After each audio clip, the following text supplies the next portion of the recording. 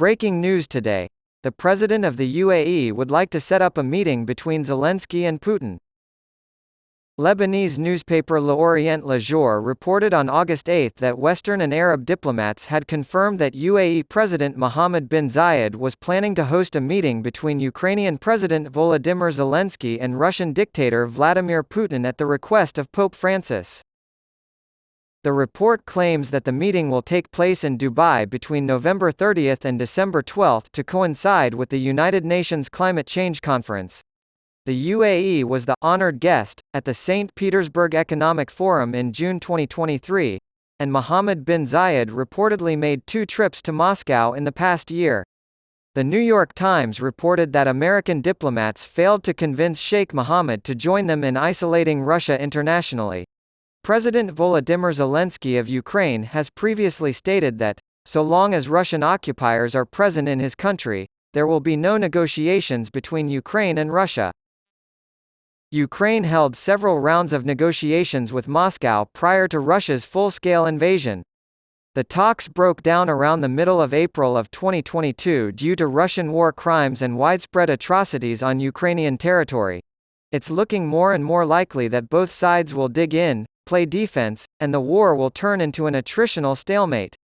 With neither Russia nor Ukraine willing to declare an end to the fighting, this conflict has the potential to drag on for years.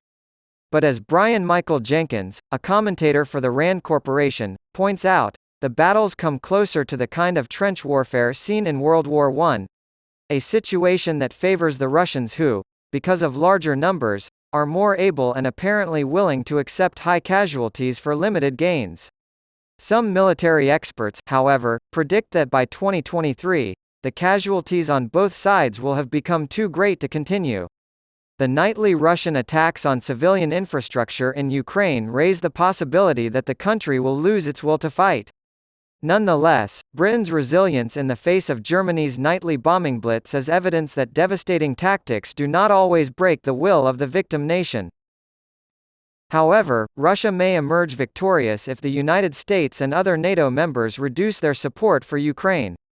But as Jenkins observes, regardless, any of these would be, for the Russians, a Pyrrhic victory. Russia might be able to occupy Ukraine, but it might not be able to keep the Ukrainians quiet.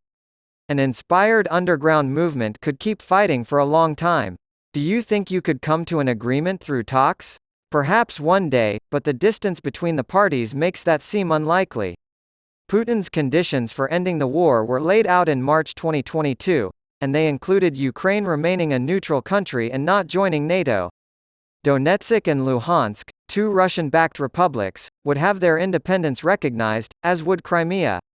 Jenkins argues that in order for Russia to accept Ukraine, it must demilitarize and surrender any weapons that constitute a threat to Russia. Ukraine must be denazified, meaning a change of regime to one acceptable to Russia, and Russian must become an official second language in Ukraine.